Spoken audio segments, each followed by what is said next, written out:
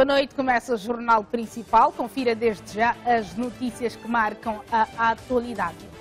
A primeira comissão na Assembleia da República realizou a audição, a Comissão dos Direitos Humanos e a Ordem dos Advogados, em torno da proposta de lei sobre o Serviço de Investigação Criminal. As contribuições em torno da proposta de lei sobre o Serviço de Investigação Criminal foram inovadoras, tanto da parte da Ordem dos Advogados como da Comissão dos Direitos Humanos. Custódio Duma entende que a proposta traz muitos aspectos positivos. Porque é um bom passo dentro da estrutura da nossa investigação criminal, quando se pretende que ela tenha mais capacidade de atuação, por um lado. Agora, por outro lado, nós achamos que é uma proposta que ainda precisa também se adequar muito àquilo que é os novos princípios do direito do processo penal em Moçambique, sobretudo o Acórdão 3 do Conselho Constitucional de 2013, o Acórdão 4. Este acórdão retirou muitos poderes da polícia no geral e do Ministério Público também no lidar com os cidadãos, sobretudo naquilo que tem a ver com a detenção, a revista domiciliária e até as buscas em alguns recintos. Então, sentimos que esta proposta não teve em conta o acórdão do Conselho Constitucional e a nossa ideia é que a primeira comissão aborde esta matéria relativa a este acórdão, de modo a que tenhamos uma polícia mais coerente com os princípios constitucionais e, sobretudo, com os princípios aceitos hoje no nosso processo penal. Já a Ordem dos Advogados de Moçambique, através do bastonário Flávio Maneta, entende que uma parte da proposta precisa efetivamente de ser retificada. Em primeiro lugar, é de louvar o facto de, envolvidas 2 décadas, termos percebido da necessidade de autonomizar a Polícia de Investigação Criminal e propõe-se, portanto, a criação do Serviço Nacional de Investigação Criminal. Portanto, estamos no bom caminho. Esta proposta que foi apresentada pelo Governo ao Parlamento, naturalmente que tem alguns aspectos que nós entendemos merecerem melhoria, e o nosso parecer aqui à Assembleia da República foi nesse sentido, mas acreditamos que há espaço ainda para discussão, até mesmo porque já cá estivemos no dia 10 de junho numa audição na 6ª Comissão e hoje estavam aqui 2 comissões, a primeira comissão e a 4ª Comissão. A primeira é dos assuntos constitucionais e legalidade, a 4ª é da administração pública e poder local. Portanto, como vê, é uma matéria que está a ter uma atenção bastante forte por parte da própria Assembleia da República. Edson Macuacua diz que as contribuições relativas ao Serviço de Investigação Criminal são positivas e diferentes. Como podemos hoje aferir, há várias contribuições ricas e há diferentes e até divergentes posições, particularmente quanto ao posicionamento orgânico do Serviço de Investigação Criminal, perfilando neste momento 4 posições.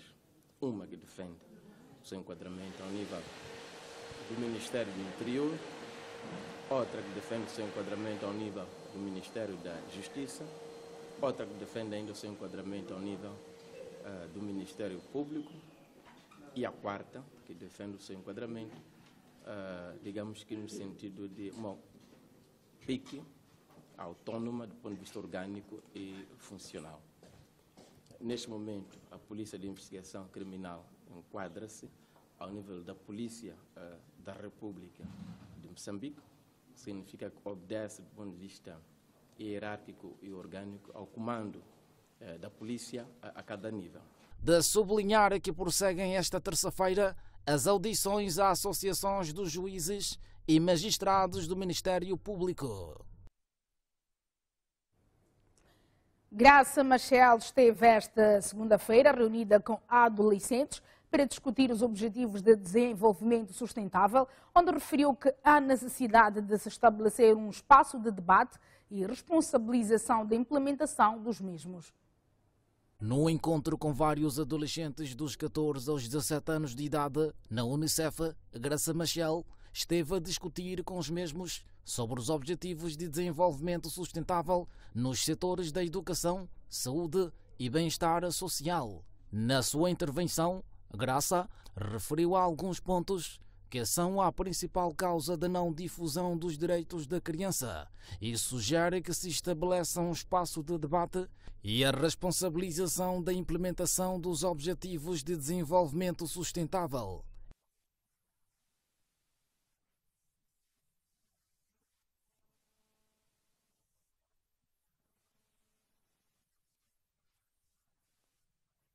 Pequenos problemas registados nesta matéria, mas voltamos a recuperar. Por agora, o governo da cidade de Maputo, em parceria com algumas organizações na sua assistência a famílias atingidas pela estiagem, ofereceu hoje 2 toneladas de arroz, valor monetário, entre outros produtos e artigos. Estiagem no centro e sul do país aumentou o nível das necessidades básicas para muitas famílias. Esta que tem sido, aliás, uma das maiores preocupações do governo. Hoje o governo da cidade de Maputo ofereceu 2 toneladas de arroz, que também foram doações de empresários, organizações não governamentais e cidadãos comuns. Aqui recebemos 2 toneladas de arroz, que é fruto dessa contribuição, mas também há a dizer que houve já, foi uma iniciativa do governo da cidade de Maputo e já houve entrega de produtos e também de dinheiro, com contribuição dos membros do governo para apoio às vítimas dos afetados, neste caso da seca e inundações do país, em resposta ao grande movimento de solidariedade que foi lançado para apoiar as pessoas mais necessitadas, e esses produtos nós recebemos, vamos encaminhar imediatamente para as zonas, porque nós sabemos que há famílias que neste momento estão a precisar. Todo o esforço que o governo está a fazer e mesmo a sociedade civil é ainda insuficiente para a gravidade da situação que nós temos. Algum valor em dinheiro foi também oferecido e que vai ajudar as famílias afetadas pela seca na região centro e sul do país. Dinheiro nós tivemos cerca de 27 mil meticais. Uma ajuda é sempre uma ajuda. Então é de agradecer. Alguma coisa foi feita, assim como essas 2 toneladas de produtos que estamos a receber vão se juntar aos outros esforços e é um gesto de solidariedade do moçambicano para o moçambicano, é de agradecer e de louvar. A delegada do Instituto Nacional de Gestão de Calamidades, Fátima Belchior, na cidade de Maputo, sublinhou que a assistência humanitária continua firmemente. A assistência continua. Houve mobilização de fundos mesmo do Orçamento do Estado. Além de outros parceiros, nós temos outros parceiros também que estão a fazer assistência no terreno. Sim, a dizer que continuamos a lançar o apelo, também não termina por aqui, porque também a situação da seca, nós sabemos que temos mais tempo para apoiar em tempo de seca do que em tempo de inundações, porque as pessoas perderam as culturas, temos que esperar a próxima época para lançarem a semente à terra e temos o tempo também para a colheita. Recorde-se que o governo tem vindo a redobrar os esforços na assistência às famílias atingidas pelas estiagens.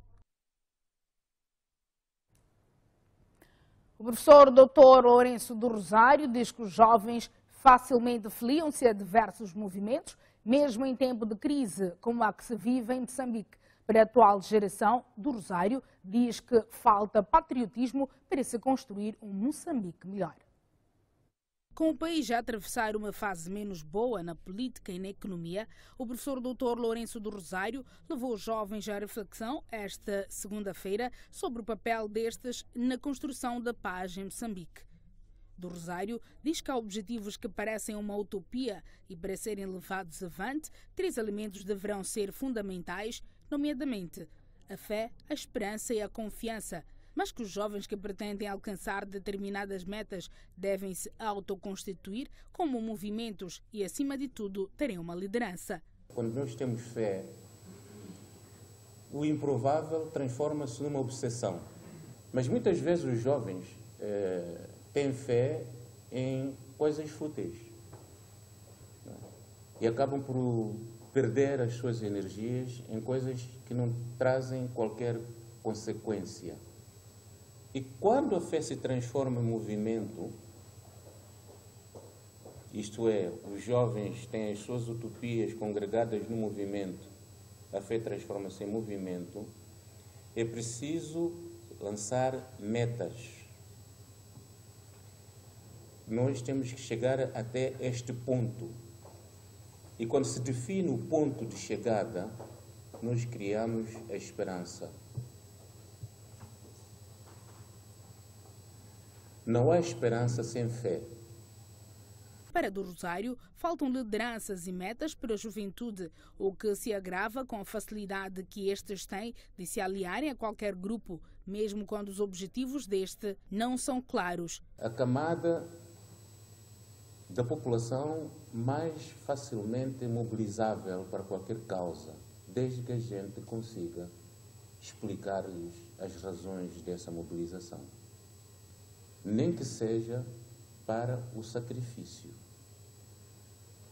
desde que esse sacrifício traga a promessa da liberdade.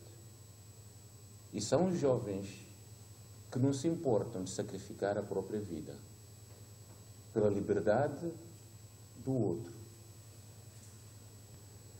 É algo extremamente importante verificar que quando se perde o foco, o sentido da liberdade pode se transformar, muitas vezes, em atos violentos. E porque a paz é o que estava em debate, os jovens mostram-se preocupados com a ausência desta. Qual é o modo primário para alcançarmos a paz, de facto, no país? Primeiro, os dois devem sentar. Os dois grupos devem sentar. Deve haver o interesse dos dois. Os dois grupos precisam da terra. Para os presentes, o professor doutor deixou algumas questões. Que esperança e que confiança.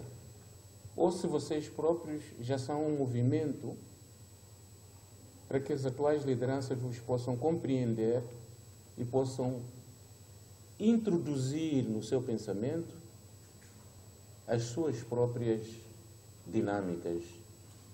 Você não pode querer achar-se dono de uma coisa que não lhe pertence. Você tem que negociar. O reitor da Universidade Politécnica terminou dizendo que só o diálogo pode garantir a paz. O deputado e chefe da bancada do MDM, Lutero Simango, diz que um dos graves erros cometidos ao longo dos 41 anos da independência de Moçambique foi a limitação da liberdade de expressão no país. Lutero acusa Frelimo e o governo de perseguir os que expressam as suas opiniões. Os grandes erros que se cometeu nestes 41 anos de independência, o erro mais grave foi que, depois da proclamação da independência nacional, de termos limitado a liberdade de expressão, de termos limitado a liberdade do pensamento, de termos vivido num ambiente em que as liberdades individuais não foram respeitadas. E também de termos proibido o direito do cidadão de acumular o capital. Tudo passa necessariamente por uma vontade política. Passa a vontade política. Nós não podemos construir o país ignorando a existência dos outros. E é por isso o MDM defende muito a necessidade de se desenvolver políticas de inclusão. Devemos incluir toda a gente no desenvolvimento do país.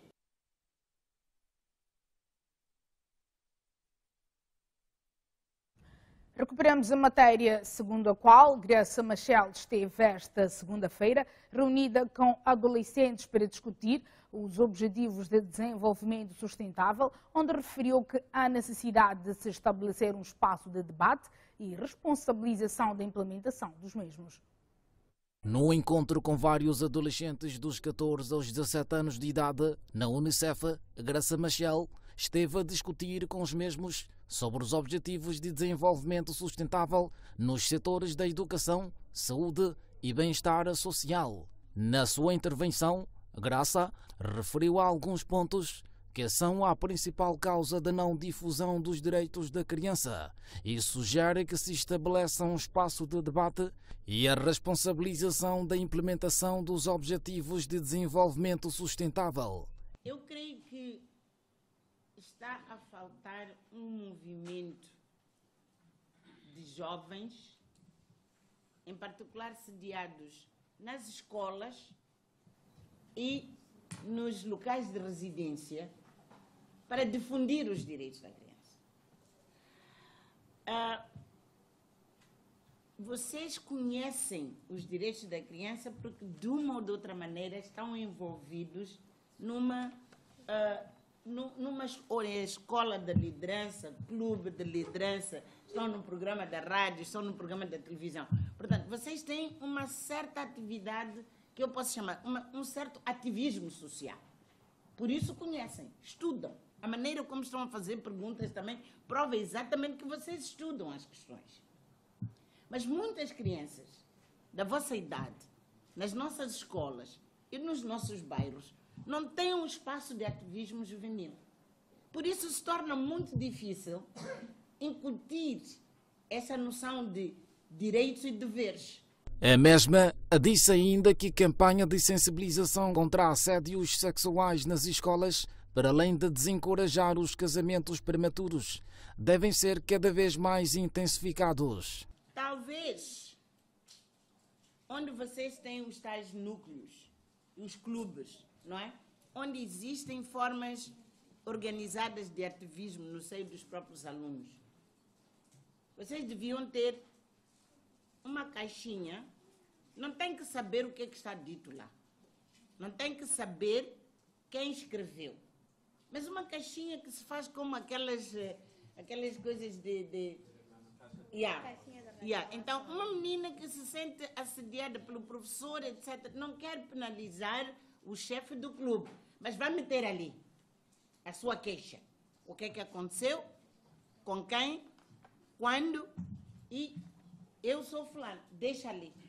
Então, esta caixinha, na minha opinião, podia ser entregue ao Conselho da Escola. O Conselho da Escola não ao diretor, porque ele pode estar envolvido. Mas no Conselho da Escola nós temos pais, não temos? Sim. Temos pais e temos outros líderes na comunidade. Então, talvez uma forma fosse de encarregar alguns membros do Conselho da Escola serem eles a abrir aquela caixa e ver quais são as queixas que existem e eles poderem agir, porque nesse sentido podem agir. Se é o diretor, eles vão poder agir. Se é o professor, também vão agir. E relacionam-se depois com o Ministério da Educação. Porque eu sei que o Ministério tem como política, quer dizer, combater o assédio, mas se tiver uma informação concreta de quem é o professor, quem é o diretor, em que escola, o que fez, como fez, o Ministério depois vai agir. Refira-se que Graça Machel abraçou a causa da luta pelos direitos da criança desde a altura que era Ministra da Educação.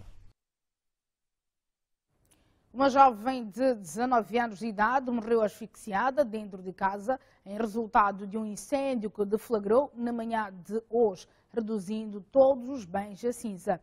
O caso deu-se no bairro de Machaquene. A tragédia aconteceu por volta das 7 horas desta segunda-feira numa residência localizada no bairro da Machaquene C, município de Maputo. Terá sido um incêndio que causou a morte de uma rapariga de 19 anos, sobrinha do proprietário da casa.